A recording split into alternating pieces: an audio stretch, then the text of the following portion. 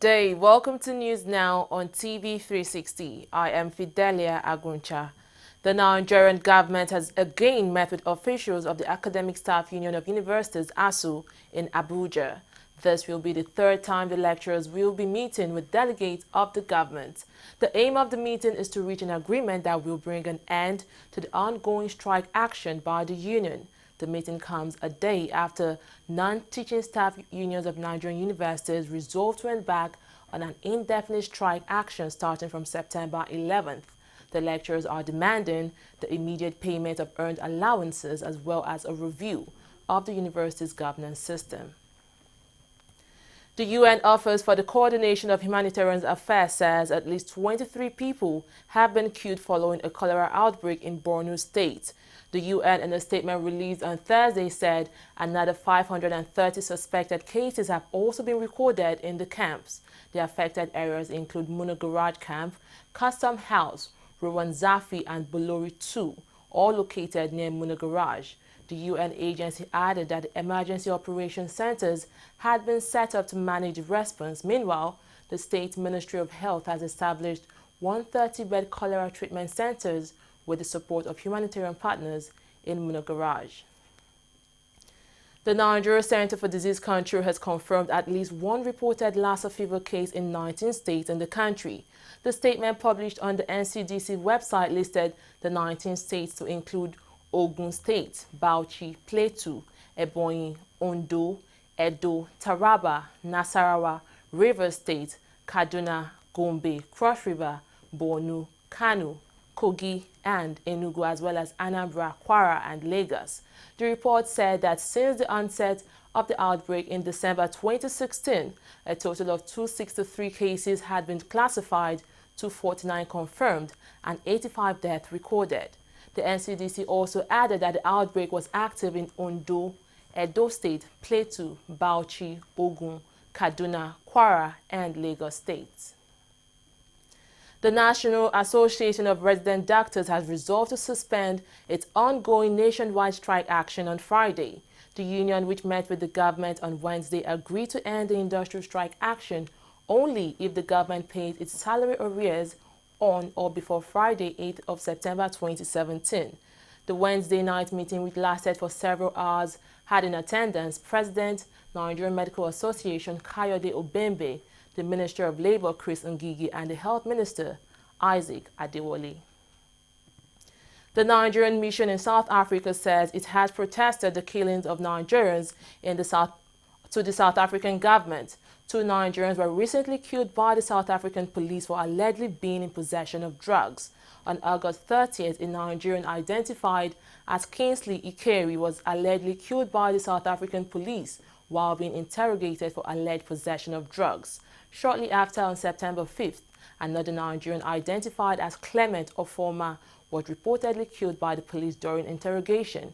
Reacting to this, Nigeria's Consul General in South Africa, Godwin Adama, said the mission has sent a letter through the Department of International Relations to the government in protest of the extrajudicial killings.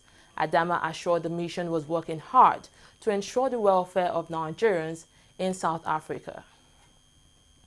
The remains of the Nigerian Air Force instructor pilot who died in a helicopter crash in Kaduna last month has been laid to rest. Group Captain Adanu Gabriel Ochai was buried at the National Military Cemetery, Abuja. At the ceremony, the Chief of the Air Staff, Air Marshal Sadiq Abubakar, pledged to support the family of the deceased. It's an atmosphere filled with grief. Gathered here to pay their final respects to the late Nigerian Air Force instructor, Group Captain Gabriel Ochai, are his family members, friends, colleagues, and superiors in the Nigerian Air Force. Also present is the Chief of Air Staff, Air Marshal Sadiq Abubakar. Group Captain Ochai was highly committed. Only recently he graduated 16 student pilots as cadets. This is something that was last done about 32 years ago. And this was something that was done in just 4 months. even from that alone, is very, very clear to all that the sense of commitment and hard work of this distinguished Nigerian is exemplary. Group Captain Ochai was killed when the helicopter he was flying crashed in Kaduna on August 24. He was the only one in the aircraft. He pursued his passion to the point of his death. He's a very fine officer, as his classmate and personal friend. We are going to miss him. The whole Nigerian Air Force miss him. But we are concerned with the fact that he has gone to be with the Lord.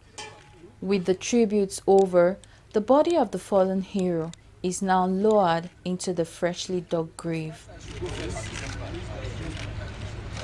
The late Group Captain Ochai had been serving in the Nigerian Army since his graduation from the Nigerian Defense Academy in 1999.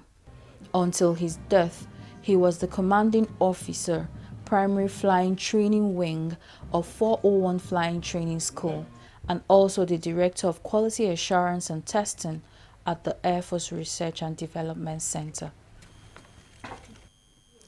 2 people have been arrested in connection with the death of a Catholic priest, Reverend Father Cyriacus Onuoku. The priest was abducted from his car on his way home on Friday in Olu, Imo State. His body was discovered the following day in a bush by police officers. Confirming the recent development, Imo State Governor Rochas Okorocha, while speaking at the government house in Owerri, said the suspects are already making reasonable confessions that can help the police in investigations. The new Commissioner of Police in Lagos State, Imohimi Edgo, has been laying out his plans to ensure adequate security in the Nigerian commercial city.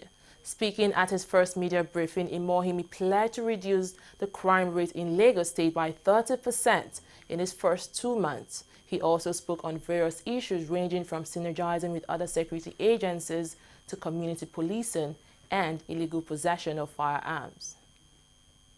Less than a week after resuming office as the Commissioner of Police in Lagos State, Imohimi Edgo has been unfolding his agenda for making the city more secure. Intelligence laboratory. He called this press conference to reel out what he plans to achieve during his time as Commissioner in the southwestern state.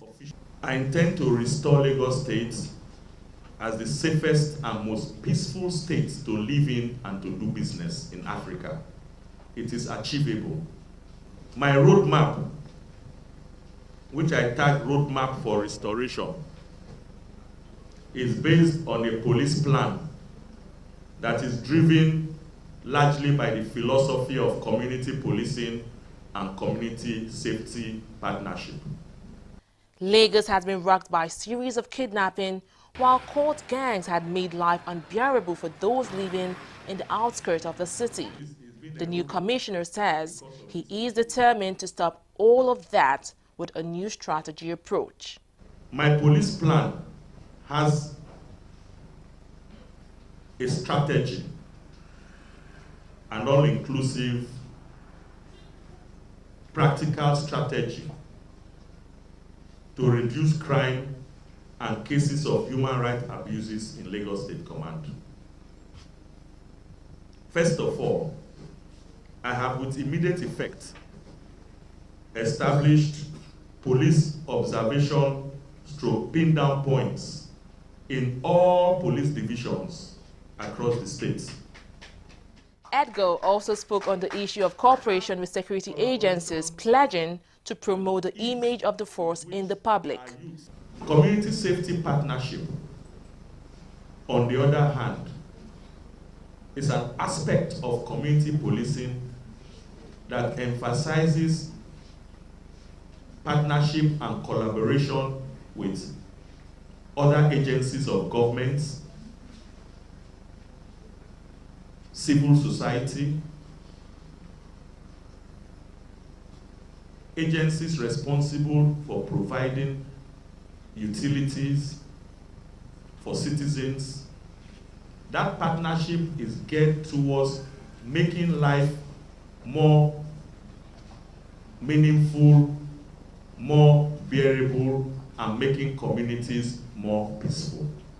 I'll be partnering very closely with other security agencies. On the issue of illegal possession of firearms, here is what the new police chief had to say. We will work very closely with all vigilante groups. None of them must carry arms. They are not empowered by law to do so. And we will not encourage or tolerate illegality. We will use them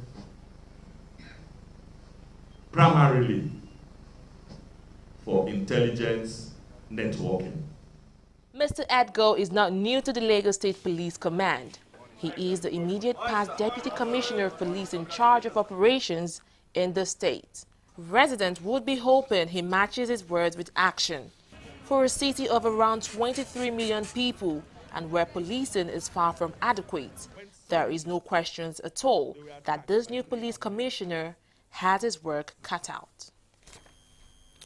The Nigerian Police Service Commission says Issa Misal, senator representing Bauchi Central, followed due process in retiring from the police force. The police had declared Misal a deserter, accusing him of forging his retirement letter from the force.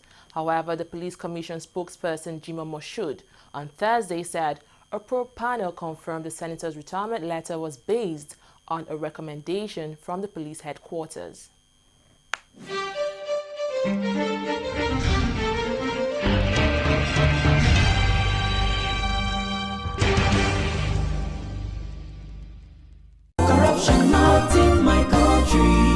Hello?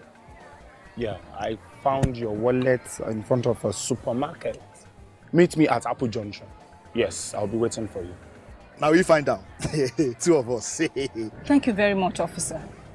You know, it's surprising that men like you still exist in the police force. Yes, so... Oh, yes. This is just a token of my appreciation. Oh, no, you don't need to do this. We're only doing our job. Thank you very much. God bless you. You're welcome. Now I know police is really my friend. Yes. Friend. Hey. Okay, which came up with this one? I don't understand. You know your problem. You are greedy. I'm a policeman who is doing his job. All forms of corruption in the force. Not in my country. Corruption not in my country.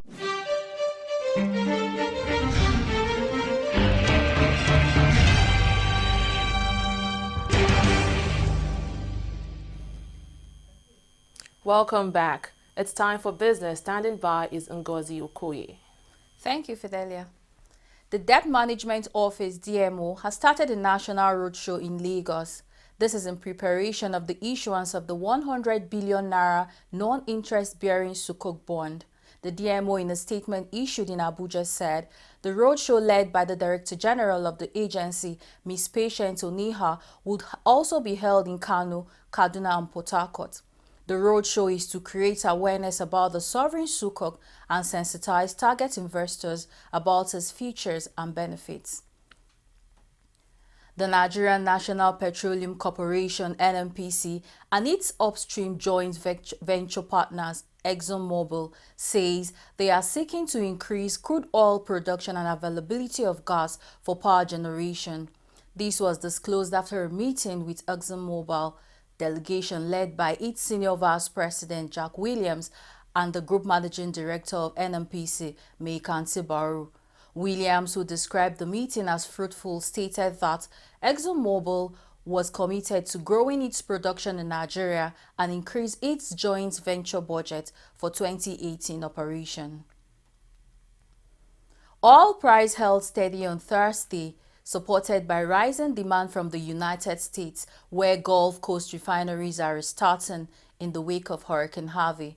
However, ongoing high crude output, including from OPEC, implies there are ample supplies to meet demand. U.S. West Texas Intermediate crude futures were at $49.12 per barrel, which is 4 cents below their last settlement. Meanwhile, Brent crude futures, the benchmark for oil price outside the United States, plunged 8 cents to $54.12 per barrel. And that is it on business news. And back to Fidelia.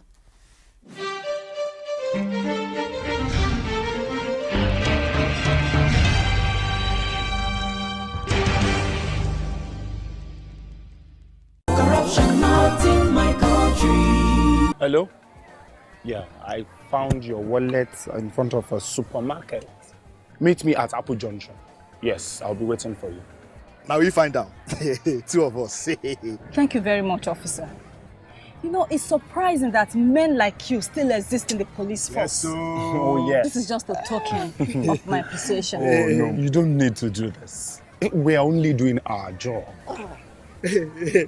Thank you very much. God bless you. You're welcome. Now I know police is really my friend. Yes. Friend. Hey. Okay, which came up with this one? I don't understand. You know your problem. You are greedy. I'm a policeman who is doing his job. All forms of corruption in the force, not in my country. Corruption not in my country.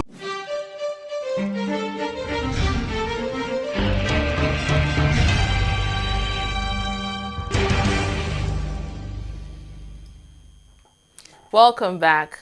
Angola's Electoral Commission says ruling MPLA party won August general election by taking 61.7% of the votes. This makes Joao Lourenço the next president of Africa's third largest economy, bringing an end to Jose Eduardo dos Santos' 38-year reign.